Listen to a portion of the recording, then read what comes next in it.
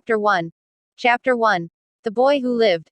Mr. and Mrs. Dursley, of number 4 Privet Drive, were proud to say that they were perfectly normal, thank you very much. They were the last people you'd expect to be involved in anything strange or mysterious, because they just didn't hold with such nonsense. Mr. Dursley was the director of a firm called Grunnings, which made drills. He was a big, beefy man with hardly any neck, although he did have a very large mustache. Mrs. Dursley was thin and blonde and had nearly twice the usual amount of neck, which came in very useful as she spent so much of her time craning over garden fences, spying on the neighbors. The Dursleys had a small son called Dudley, and in their opinion there was no finer boy anywhere. The Dursleys had everything they wanted, but they also had a secret, and their greatest fear was that somebody would discover it. They didn't think they could bear it if anyone found out about the Potters. Mrs. Potter was Mrs. Dursley's sister, but they hadn't met for several years. In fact, Mrs. Dursley pretended she didn't have a sister, because her sister and her good-for-nothing husband were as undersleyish as it was possible to be. The Dursleys shuddered to think what the neighbors would say if the Potters arrived in the street. The Dursleys knew that the Potters had a small son, too, but they had never even seen him. This boy was another good reason for keeping the Potters away. They didn't want Dudley mixing with a child like that.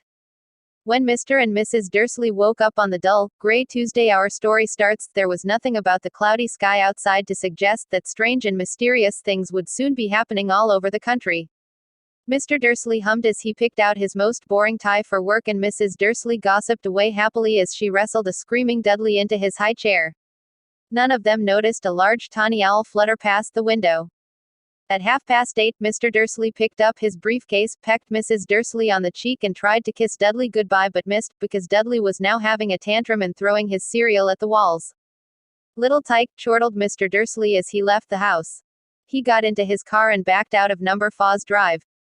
It was on the corner of the street that he noticed the first sign of something peculiar, a cat reading a map. For a second, Mr. Dursley didn't realize what he had seen, then he jerked his head around to look again.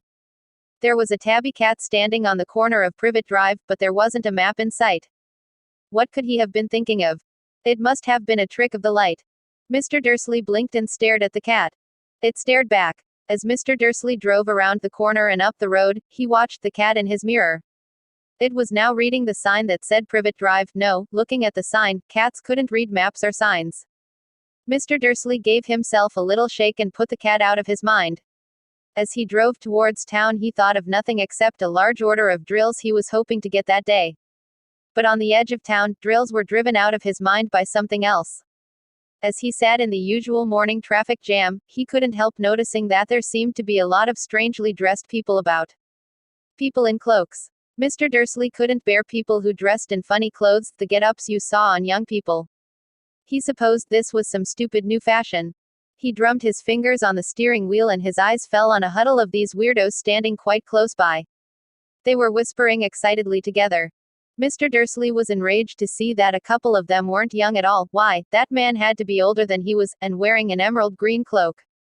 The nerve of him. But then it struck Mr. Dursley that this was probably some silly stunt. These people were obviously collecting for something. Yes, that would be it. The traffic moved on, and a few minutes later, Mr. Dursley arrived in the Grunnings car park, his mind back on drill.